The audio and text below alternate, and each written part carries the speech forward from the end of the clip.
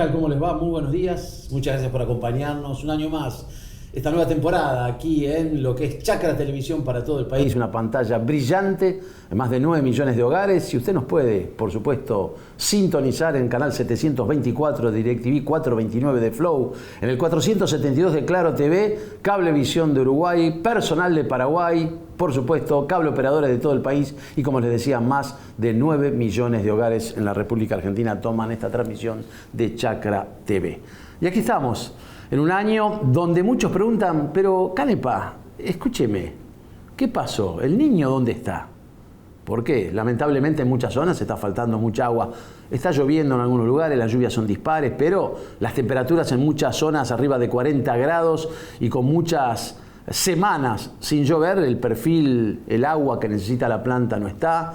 En muchas zonas los maíces crujen, la soja se está viendo castigada, pero hemos invitado, y tengo el honor y el lujo de tener a Teo Zorraquín con nosotros, que es de la consultora, una de las más prestigiosas del país, Zorraquín Meneses y Asociados. ¿Cómo estás, Teo? Muchas gracias, buen año. Gracias a vos y gracias por la invitación. ¿Qué está pasando, Teo? Porque venía el niño es como el cuco, o sea, el niño está como amagando, porque la situación en muchas zonas es dramática. Además, hay incendios en muchos campos. Sí, es un niño que a veces se siente niña y eso nos va confundiendo. Arrancó tarde el niño, la primavera ya adelantada. Diciembre acomodó muchísimo, parte de noviembre y diciembre permitió que los cultivos se sembraran, permitía pensar que íbamos a una cosecha muy, muy importante. Y estos 10 días aproximadamente de soplete, de muchísimo calor, de falta de agua, claramente bajó los potenciales, no sabemos cuánto en realidad. En los próximos días está anunciado lluvia, eso le pondría un nuevo piso interesante para no seguir cayendo. Por supuesto que la cosecha va a ser mejor que la del año pasado, que fue terroríficamente mala, ¿no? Entonces, depende de donde te ubiques, parte del oeste de Buenos Aires está más complicado que zona núcleo, sudoeste más complicado que sudeste de Buenos Aires, el NEA más que el NOA, entonces depende de dónde te pares, vos tenés hoy como un distinto escenario, ¿no? Todavía no es un fracaso de cosecha, ni mucho menos. Eso te iba a preguntar. ¿Es terminal en algunos casos? ¿Es limitante? Por supuesto que va a ser mucho más productiva de lo que fueron las últimas con la seca que absolutamente destruyó todo. Pero digo, ¿hay tiempo todavía como para que se recupere o ya se está hablando de que en muchos casos va a haber rendimientos por debajo de lo esperado? Yo creo que va a haber rendimientos por debajo de lo esperado. La pregunta es si es un 5 o es un 20, ¿no? Claro. Porque si es un 5 está dentro de la regla de juego, digamos, 5-10%. La Argentina y los semilleros han desarrollado variedades que se comportan distinto a cuando yo estudiaba más en detalle estos temas, que se recomponen muy bien. O sea, yo le tengo mucha esperanza a esta lluvia de ahora. Insisto, un maíz temprano ya está cuajado, con lo cual ese ya está bastante definido su rinde, pero una soja más tardía no. Entonces creo que todavía la moneda está en el aire. Los productores necesitamos, la Argentina necesita una cosecha de mínimo decorosa para poder enderezar un poco lo que fue la mala campaña del año pasado, ¿no? Claro. Eso es clave en un escenario que viene complicado porque tenemos precios internacionales en caída, tanto de maíz como... ¿Por superproducción o por toma de ganancia en algunos casos de los fondos? Estructuralmente te diría que es por baja de demanda en algunos casos. China, por ejemplo. Y por alguna expectativa de mucha producción en Brasil. Y una producción razonable en Estados Unidos. Hoy Argentina, con sus malas noticias, no está moviendo el mercado para arriba. Argentina es un poco más irrelevante de lo que era antes en el mercado mundial. Fíjate. Pero sin embargo, todavía falta mucho por jugar. Pero lo cierto es que si vamos a tener una soja de $280 en mayo, lo que va a hacer el productor, o va a intentar, es vender lo más tarde posible, ¿no? Con lo cual es bueno que los gobernantes sepan que no es que se cosecha y los dólares van a estar disponibles para la Argentina. Yo diría que hagan alguna otra cuenta de contingencia. Sí, estamos conversando aquí en Agradezco con Teo Zorraquín, de Zorraquín Meneses y Asociados, una de las consultoras más prestigiosas del país.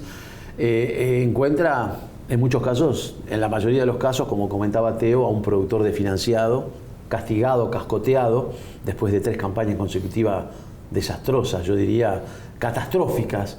Y bueno, quizás va a tener que remar o por lo menos seguir apretando los dientes si esa cantidad de agua necesaria. En algunos lugares hablan que tiene que llover no de golpe, pero unos 100, 120 milímetros para recuperar un poco. Yo creo que esa es la cantidad que uno necesita como para acomodar los perfiles. Ajá. Y una aclaración nada más, la del año pasado fue catastrófica, las dos previas fueron dentro de lo esperado, un poco más bajas, pero no fueron tan... Buenitas, digamos. Claro, entonces hoy, así como decimos que el clima hoy presenta los cultivos según la zona, sí, también cuando uno dice cómo está el campo, hay que preguntar qué campo, de dónde venís, dónde estuviste, cómo te manejaste, qué escala tenés, porque no todos están cascoteados y fue un muy mal año. ¿La escala juega en todo esto? La escala es uno de los factores de competitividad. No es el único, pero para cultivos extensivos o para ganadería... Explícale lo que es la escala a la gente. La escala es el tamaño, básicamente. La cantidad de hectáreas que trabajás. Es como, son dos lugares distintos. Uno puede tener un kiosco, una boutique, o un maxi kiosco, o un maxi kiosco o un hipermercado. Sí, o un shopping. La escala sí, juega, diluye costos. Por supuesto que tenés que saber manejar la escala. La Argentina tiene en el agro muchas empresas medianas.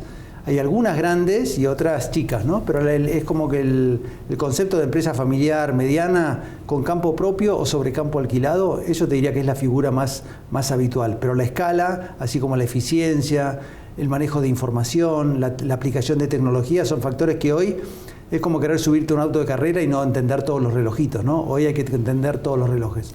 Teo, ¿cómo está el tema del trigo? Que bueno, sufrió también, mucha gente lo picó y lo dio a los animales. ¿Cómo queda el trigo en esta campaña? El trigo queda con una campaña media, unos 14 millones de toneladas. En algunos lugares fue un cosechón, sudeste de Buenos Aires, y en otros lugares, como decís vos, hubo que ensilarlo. Entre Ríos estuvo muy bien, parte de la zona centro estuvo muy mal, parte de Córdoba, parte de Santa Fe. El trigo lo que tuvo es un pico de precio en un momento, después la devaluación se bajaron, subió en pesos, digamos, y hoy quedó en un precio medio, y esto define mucho. Digamos, en una zona clásica los cultivos principales son trigo, maíz y soja, ¿no? Y el trigo es como el primer tiempo, claro, que no es el que más suma muchas veces, pero el primer tiempo. Entonces, esto ya define cómo vas a quedar. Aquellas empresas, digamos, Tandil, Azul, parte de la provincia de Buenos Aires, que anduvo muy bien, vos ya arrancás 1-0 el partido. Y hay otras, insisto, parte de Córdoba, 0-1 arrancás. 0-1. Entonces tenés la revancha en soja y maíz, y ahí hay que dar esa pelea que va a ser áspera, ¿Y cómo hizo el productor? ¿Hizo previsión? ¿No hizo previsión? ¿Vio que la situación se venía complicando? ¿Cuál es el estado hoy del productor, el panorama que va, cuando pase la zaranda, digamos? Hay todos estos procesos de crisis, para mí lo que hacen es expulsan gente del mercado, expulsan o que se va del mercado, no necesariamente se va fundida, sino que dice, ¿sabes qué? Argentina, este partido no lo quiero jugar más, si es dueño de campo lo alquila, si alquilaba se lo cede a otro, etcétera. Entonces hoy cuando pases el colador, como decís vos, va a haber empresas que queden según cómo termine la cosecha, tecleando o, ¿sabes qué? No, este partido lo voy a volver a dar. Porque para mí es importante entender algo también. Si la Argentina fuera un campo, la Argentina se va a sembrar de vuelta entera. Se discutirá el valor del arrendamiento, si pueden bajar, pero Argentina no va a dejar de producir. Ahora, los actores pueden ir cambiando y algunos actores más pequeños o menos eficientes o que ya no tienen ganas de dar la pelea, se corren a un costado y hay un muy leve proceso de concentración. Cuando uno piensa en proceso de concentración, piensa en 4 o 5 jugadores. No, son 300.000. Claro. O sea, hay mucho jugador, pero hay una tendencia a la búsqueda de escala y por lo tanto a la concentración. Quiero decirles que no solamente tenemos que hablar de lo que es agricultura, la ganadería también tiene mucha injerencia, la sequía también complicó y mucho a la ganadería, una venta anticipada de mucha hacienda, de esos 500, algunos hablan de 600, 700.000 terneros menos en esta zafra que arranca pronto, algunos hablaban de 1.200.000, 1,5 millones menos de terneros, sí, de oferta pronto, a partir de la segunda, tercera quincena de semana de este mismo mes de febrero. ¿Qué vos como consultor, qué estás observando de gente que, bueno, tenés como que asesorás? ¿Cómo estás viendo? La sequía pega mucho en la ganadería, porque gran parte de la ganadería, sobre todo la ganadería de cría o de recría, es pastoril, o sea, comen pasto en el campo, ¿no? Por más que uno le agregue algunos granos para suplementar. Sí, una ración, digamos. Entonces, esa ganadería sufrió y lo paga o con venta de vacas para que las que quedan la pasen mejor, o con menor preñez, que son los índices de reproducción, o sea, van a generarse menos terneros, que es lo que vos mencionabas recién. Y después está lo que es la otra parte de la ganadería, que es la ganadería de engorde. Agarro un ternero de 200 kilos, lo meto en un corral y lo saco con 400, 380, 450 según el peso. Y ese negocio estuvo en parte afectado porque en un momento, hasta que la carne pegó el salto ahí en diciembre, teníamos granos caros, que estaba en ese momento el dólar agro, ¿te acordás? Sí, el claro. ex ministro de Economía, digamos, todos los zafarranchos que se hicieron. El dólar soja, que los efectos colaterales rompieron todos los esquemas de trabajo. Exactamente. Lo que era la alimentación, la convertibilidad, ¿no? Para poder echar granos a carne. Vos tenías carne que no había subido de precio y soja y granos de maíz o de soja que se usan para alimentar animales mucho más caros. Lo mismo le pasaba a los pollos, lo mismo le pasaba a los cerdos. Al tambo. Al tambo, por supuesto.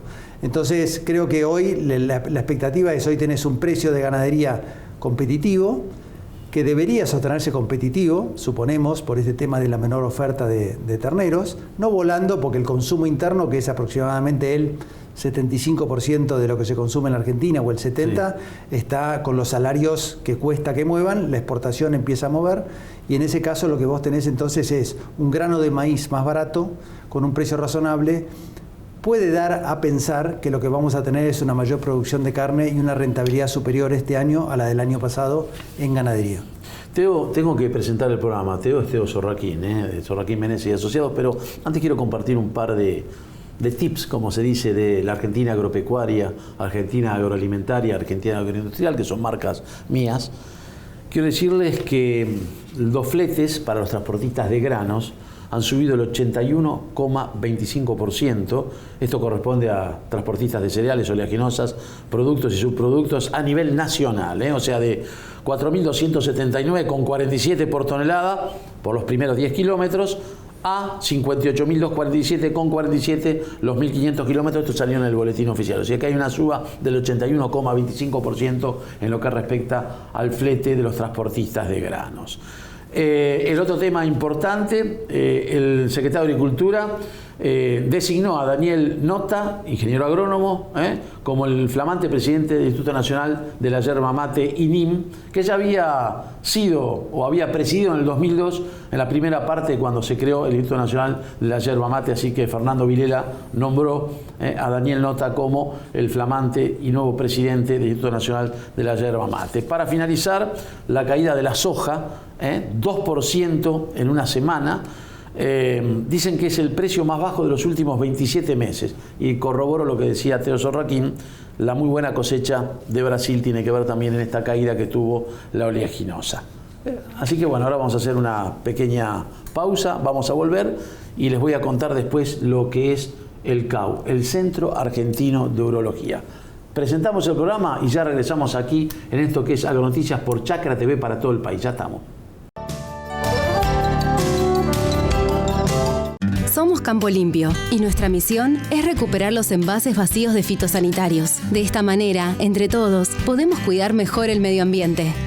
Entrega tus envases vacíos al centro de almacenamiento transitorio más cercano y sumate a Campo Limpio. ¿Querés saber más? Entrá en campolimpio.org.ar. En Profértil, amamos ser de la tierra del alimento. A través de un proceso que separa, une y transforma las moléculas de agua, gas natural y aire, generamos un nutriente que tiene el potencial de reponerle al suelo el nitrógeno que se va con cada cosecha.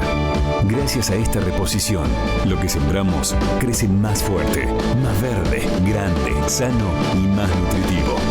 Profértil. Vida para nuestra tierra. En Rizobacter creemos que la agricultura hay que hacerla como nunca. La microbiología agrícola nos dice qué hacer, porque cada semilla, raíz o cultivo sabe lo que necesita. Y trabajamos todos los días para también saberlo nosotros, sin dejar de pensar que alrededor hay un productor, una familia, una ciudad. Rizobacter, mejor agricultura.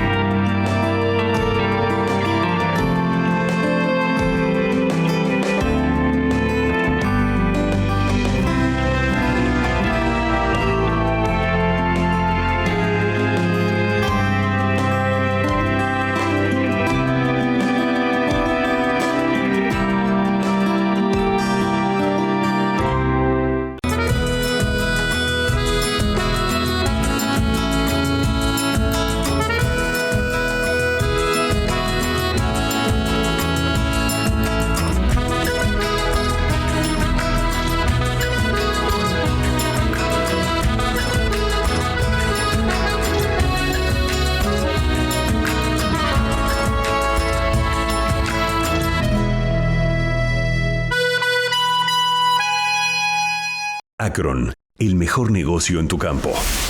Tecnología, asistencia al cliente y financiación única. Para agricultura, ganadería y lechería. Acron, el mejor negocio. Acron, siempre Acron.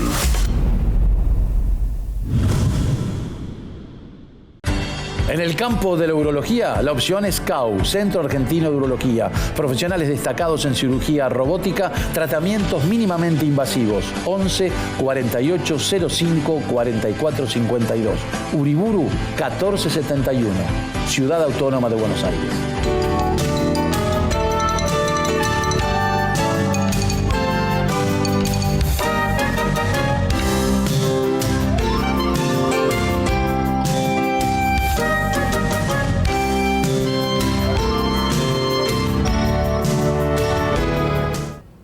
Bien, estamos regresando con la imagen de la Virgen de Luján. Virgen de Luján, ruega por nosotros, en vos confiamos.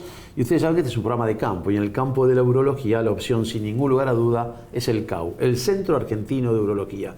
Con destacados profesionales, con tratamientos mínimamente invasivos y una gran privacidad. Esto está en Uriburu 1471 en la Ciudad Autónoma de Buenos Aires. Por supuesto, la tecnología de avanzada, la alta capacitación del personal y funcionalidad arquitectónica se combinan para ofrecer servicios de excelencia en el CAU, dirigido por el doctor Norberto Bernardo. Cirugía láser, sí, claro.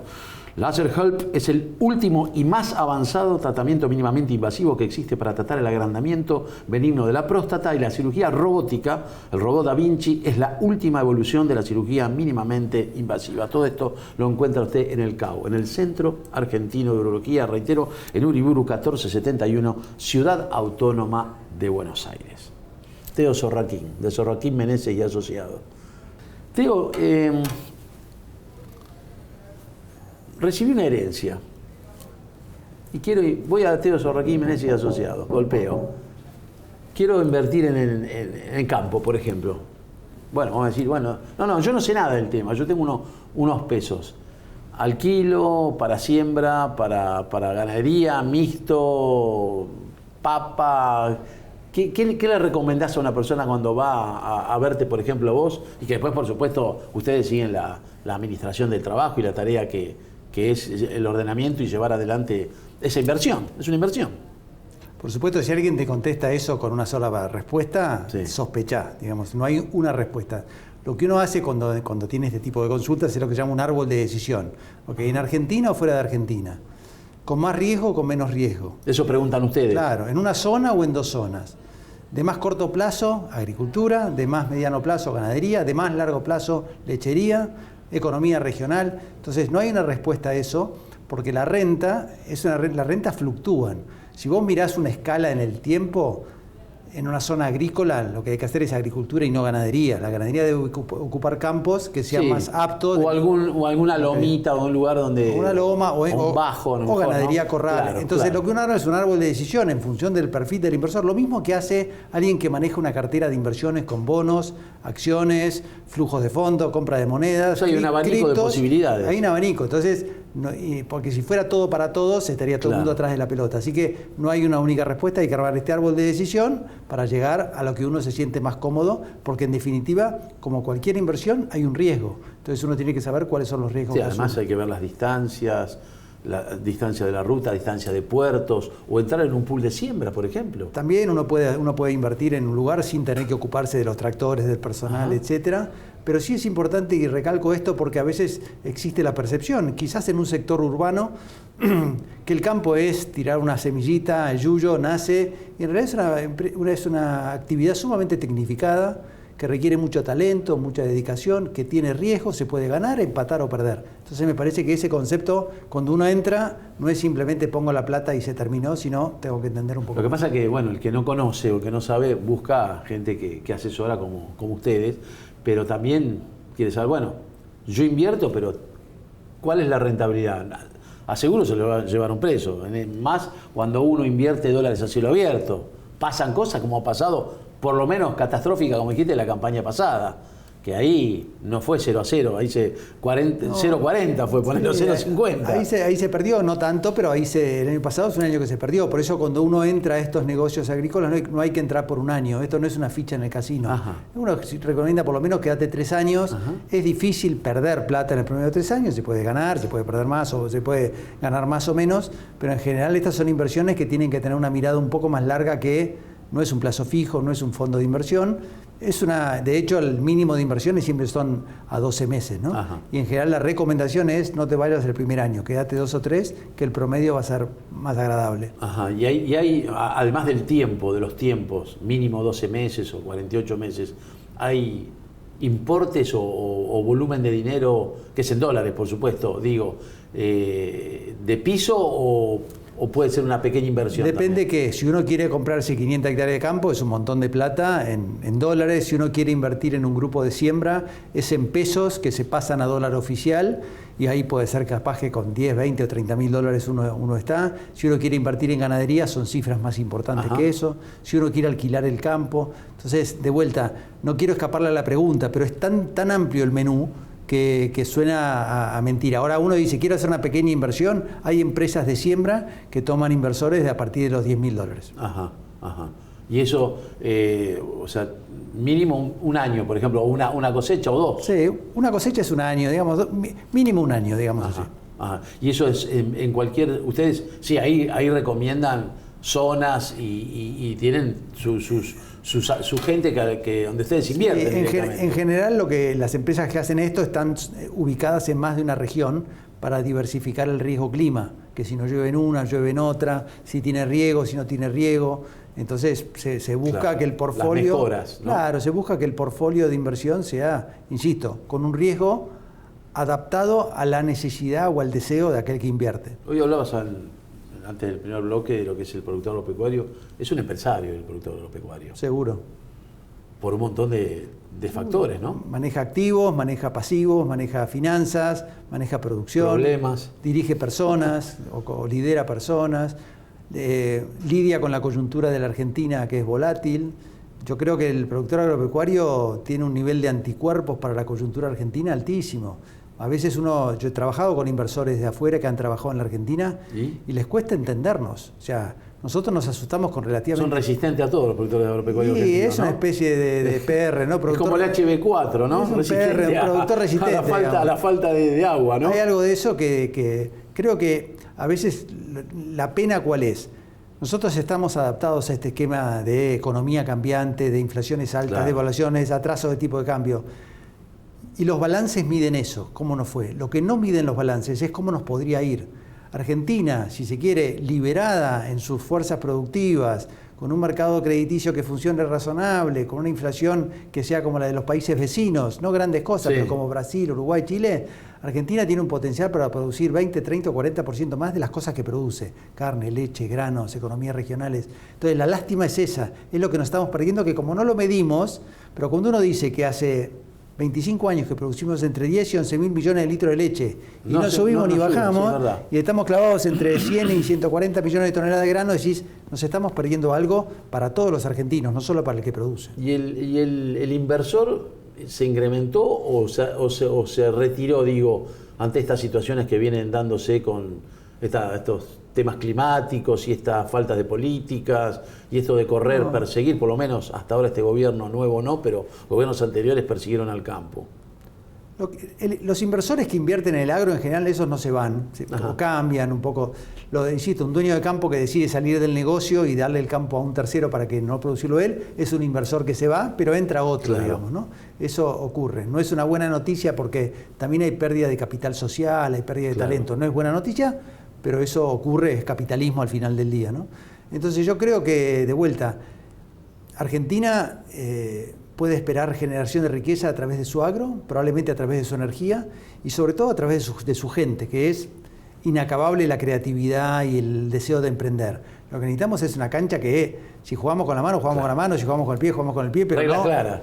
creo que tiene reglas claras y buenas, porque yo puedo tener reglas claras que son anti-producción o reglas claras. Yo necesitamos reglas claras y que fomenten la producción. Hablando de reglas claras, el DNU y todo lo que está dando vuelta, la ley de semillas, tengo poco tiempo, Teo, ley de semillas, ¿cómo estás viendo ese tema? Que se demora, el UP90, todas estas historias que salieron. Creo que se va a demorar todavía, que evidentemente no estamos maduros para que salga. Yo soy de los que defiende claramente el pago de la regalía, el pago del derecho intelectual. Sí, creo que no hay acuerdo. Y está encima. Pero también la propia semilla del productor también, siempre por supuesto reconociendo la propiedad intelectual, ¿no? Que exista el uso propio, pagando lo que haya que pagar, con valores razonables. Creo que este pedido de adherir al UPOF 91, que no vale la pena explicarlo, pero digamos, es una cosa conceptualmente valiosa, en la práctica no modifica la ley de semillas. Entonces está bien como una tendencia a decir, che, vamos a respetar, pero creo que por ahí puede ser un poquito acelerado dado saquemos retenciones, saquemos lo grueso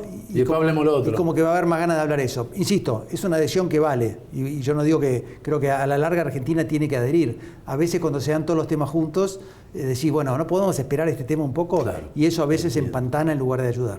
Bien, Teo, agradecido que hayas venido a este primer programa de esta nueva etapa, 2024 aquí en Chacra TV. Te agradezco. Lo mejor para tu ciclo, Alejandro, gracias. Muy bien, muchas gracias, Teo Sorroquín. Gracias a ustedes por acompañarnos, a las empresas que también nos siguen acompañando en esto que es Agronoticias por Chacra TV para todo el país. Nos reencontramos el domingo. Buen comienzo de semana. Chau.